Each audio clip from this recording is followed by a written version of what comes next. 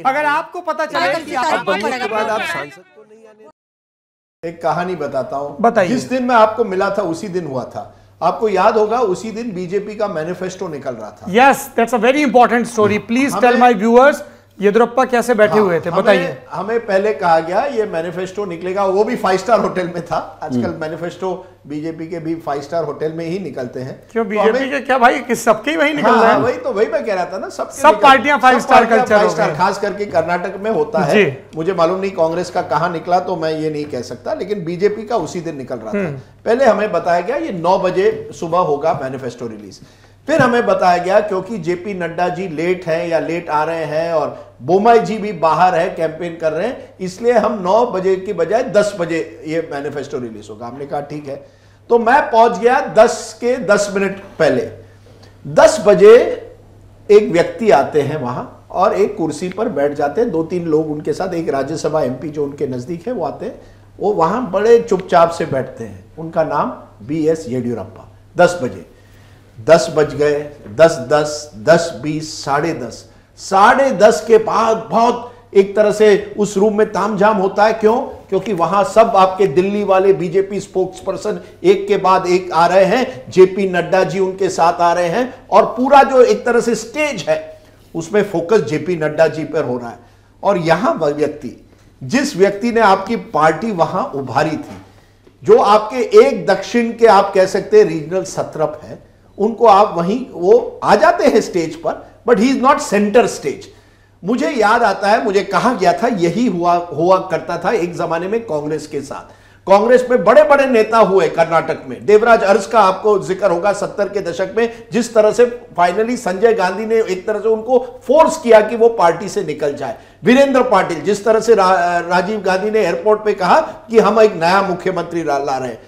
ये हुआ करता था एक जमाने में कांग्रेस में।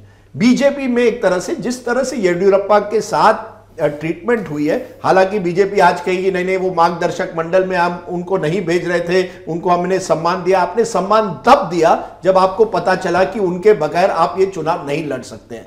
आज हम कई लोगों की बात करते हैं, एक नाम आना चाहिए, BL Santosh.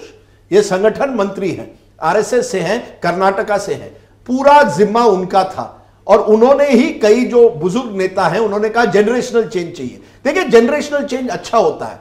Saurabh Dwivedi can take over from Rajdeep Sardesai, क्योंकि सौरभ द्विवेदी काबिल है। लेकिन अगर आपकी काबिलियत नहीं है, अगर आपके पास उस तरह के नेता नहीं है, then when you remove the old leader, तब उस पुराने नेता को लगता है देखिए मुझे एक तरह से मार्जिनलाइज किया गया है, किनारे किया गया है। और येडियुरप्पा हालांकि कैंपेन किया, उनके बेटे को टिकट दी गई, उनके कई लोगों को टिकट एंड में दी गई, वो गुस्से में थे, वो पूरी तरह से उस कैंपेन में नहीं शामिल थे। और जब वो प्रेस कॉन्फ्रेंस खत्म हुई, सबके जो माइक्स थे, जितने local reporters, all went to mister Bommai and Nadda. मैं उस समय येडियुरप्पा जी के पास गया क्योंकि मैं उस लाइन में नहीं था। तो मैंने येडियुरप्पा जी से कहा, sir you remember? He said अरे नमस्कार। And you know I could see he was happy that someone was at least there to recognise him.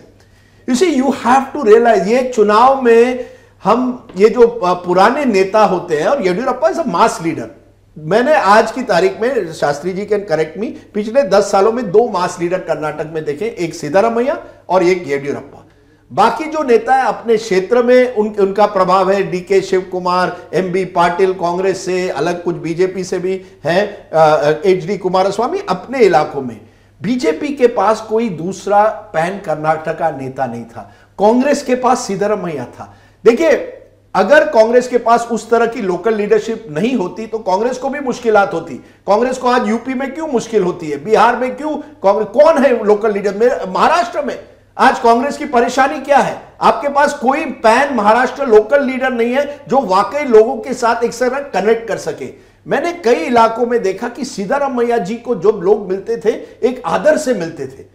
एक ऐसा था कि सिद्धारमैया जी ने, उस गरीब महिला ने मुझे कहा, जब सिद्धारमैया जी के टाइम पे था मुझे 10 किलो राइस मिलते थे, अन्न भाग्य। अब उसी स्कीम को आपने 5 किलो कर दिया, बिकॉज सेंट्रल स्कीम को आपने स्टेट से मर्ज किया।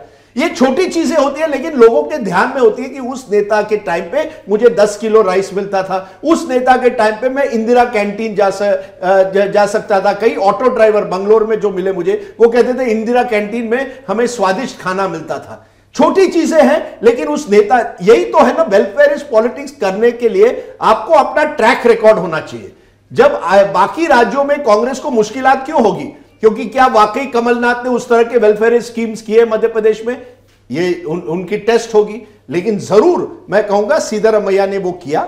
येडियुरप्पा पर एक थप्पा लग गया कि वो फैमिली राज कर रहे हैं, करप्शन कर रहे हैं, और इस वजह से बीजेपी के पास कोई रिप्लेसमेंट नेता नहीं था जिसके साथ लोग आइडेंटिफाई कर सके।